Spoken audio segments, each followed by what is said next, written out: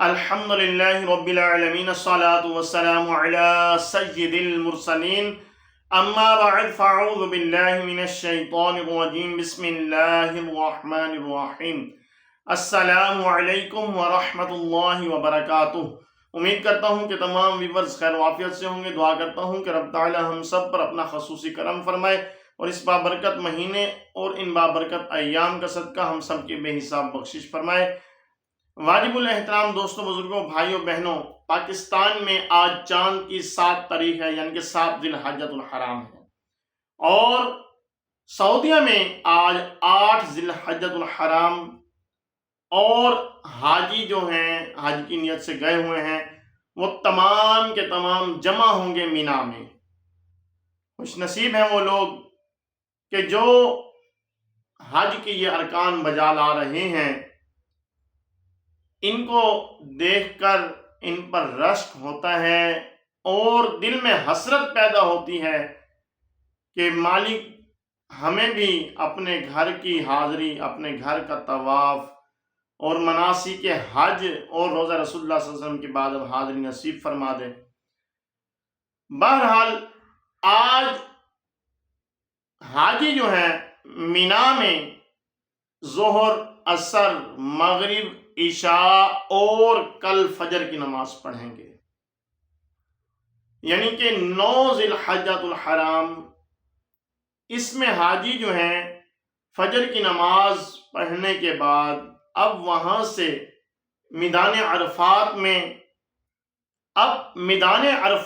میں جب پہنچیں گے، میدان عرفات میں انہوں نے پورا دن گزارنا ہے، اور میدان عرفات میں جو وقوف عرفہ یہ رکن اعظم ہے۔ وقوف عرفہ جو ہے یہ رکن اعظم ہے۔ ویسے حج کے 3 فرائض ہیں، کیا ہے؟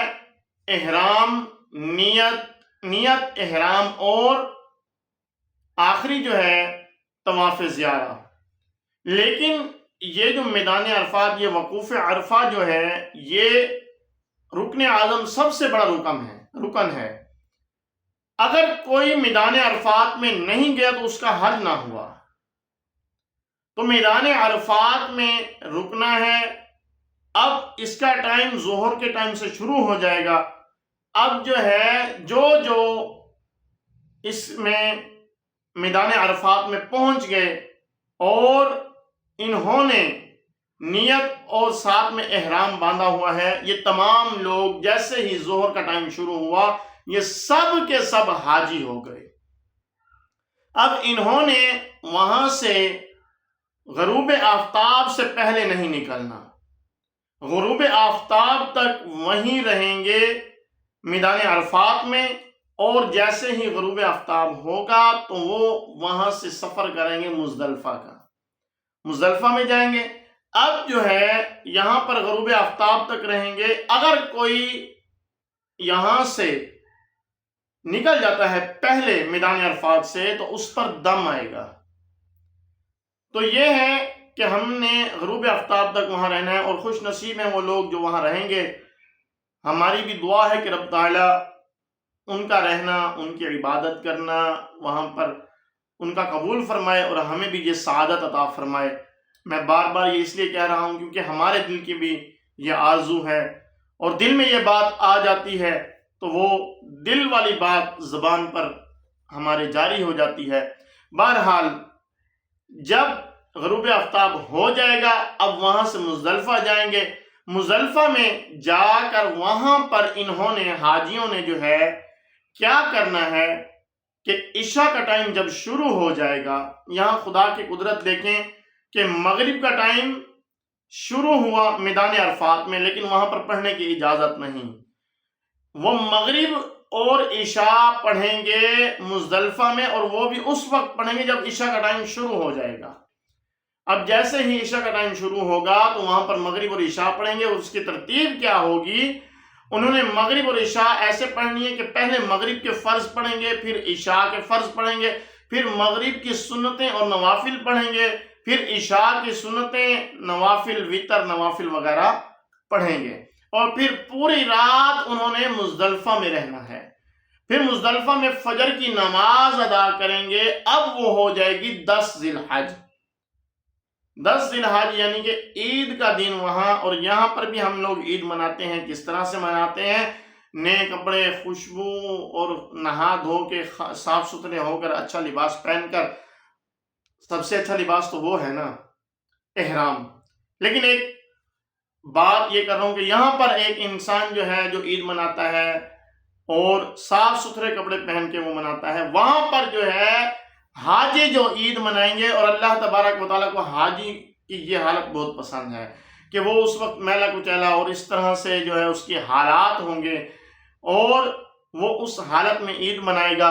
اب حاجی نے وہاں پر یعنی کہ جیسے ہی اب صبح کی نماز پڑھی، اس کے بعد وہاں پر مزدلفہ سے جب اپنا یہ مناسک ادا کر لیں گے، اب اس کے بعد حاجی نے 3 کام کرنے ہیں، اور وہ ترتیب سے کرنے ہیں۔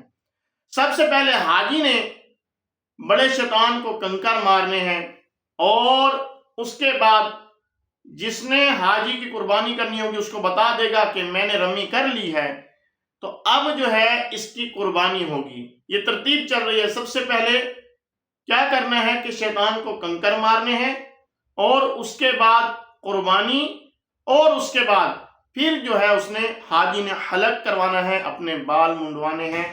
اب جو ہے حاجی جو ہے احرام سے آزاد۔ اب اس کے بعد جو ہے وہ شلوار قمیض اور اپنا جو لباس ہے وہ پہن کر، اب اس کا ایک فرض رہ گیا حاجی کا۔ اب حاجی کا جو ایک فرض رہ گیا ہے وہ 10 ذی الحجہ سے 12 ذی الحجہ کے غروب آفتاب سے پہلے ادا کرنا ہے۔ وہ فرض کیا ہے؟ وہ فرض ہے طواف زیارہ اور سعی کرنا۔ اب یہ دونوں کام اس نے کرنے ہیں۔ اب سعی جو ہے وہ 12 ذی الحجہ کے بعد، غروب آفتاب کے بعد 13 ذی الحجہ کو بھی کر سکتا ہے، لیکن جب وہ طواف زیارہ کے لیے گیا ہے تو سعی بھی ایک ہی مرتبہ کر لے، تاکہ دونوں کاموں سے ایک ہی مرتبہ فری ہو جائے۔ اب جو ہے حاجی جو ہے یہ کام کرے گا، اور جو اس میں 2 دن باقی بچے ہیں، یہ جو حج کے ایام ہوتے ہیں یہ ہے 8، 9، 10، 11، 12۔ 10 تک تو ہم نے گفتگو کر لی۔ 11 اور 12 میں حاجی نے کیا کرنا ہے؟ حاجی نے 11 کو بھی رمی کرنی ہے، یعنی کہ تینوں شیطانوں کو کنکر مارنے ہیں، اور ساتھ ساتھ کنکر مارنے ہیں، یعنی کہ ٹوٹل 21 کنکر مارے گا 11 کو، اور 21 کنکر مارے گا 12 کو۔ تو یہ حاجی کے جو ہیں 5 دن جو ہیں یہ مکمل ہوئے، اور اس طرح سے انہوں نے حج کرنا ہے، اور جو گئے ہوئے ہیں کر رہے ہیں۔ دعا ہے کہ رب تعالیٰ ان سب کو ان طریقوں سے اور حج کرنے کی توفیق عطا فرمائے، اور انہیں صحیح معنوں میں ادا کرنے کی توفیق عطا فرمائے۔ اور دعا ہے کہ رب تعالیٰ ان تمام کا صدقہ ہمیں بھی بار بار اپنے گھر کا طواف، اپنے گھر کا حج اور روزہ رسول اللہ کی باداب حاضری نصیب فرمائے۔ اور میری تو آرزو ہے کہ رب تعالیٰ مجھے روزہ رسول اللہ کے سائے میں موت، جنت البقیع میں مدفن، اور دعا ہے کہ رب تعالیٰ جنت الفردوس میں آقا صلی اللہ علیہ وسلم کا پڑوس مجھ گناہگار کو بھی عطا فرما دے۔ اور دعا ہے کہ رب تعالیٰ تمام مسلمانوں کی خیر فرمائے۔ کشمیر، فلسطین اور ہندوستان میں جتنے بھی اور مسلمان ہیں جن پر طرح طرح کے مظالم کیے جاتے ہیں، ان کو بھی رب تعالیٰ ظلم سے محفوظ فرمائے اور ان پر رحم فرمائے، اور خاص طور پہ فلسطین والے مسلمانوں کی غیب سے مدد فرماتے ہوئے، فلسطین کے مجاہدین کے حوصلے بلند فرماتے ہوئے رب تعالیٰ فلسطین کو آزادی جیسی نعمت عطا فرمائے، اور اسرائیل کو اور اسرائیل کے حامیوں کو رب تعالیٰ نیست و نابود فرمائے۔ اور دعا ہے کہ رب تعالیٰ ہم سب کی بے حساب بخشش فرمائے۔ ہمارے اس چینل کو سبسکرائب کریں، بیل آئیکن کو پریس کریں تاکہ نیو آنے والی ویڈیوز آپ تک پہنچتی رہیں۔ اور دعا ہے کہ رب تعالیٰ ہمیں اس نیکی کی دعوت کو عام کرتے رہنے کی توفیق عطا فرمائے۔ السلام علیکم ورحمۃ اللہ وبرکاتہ۔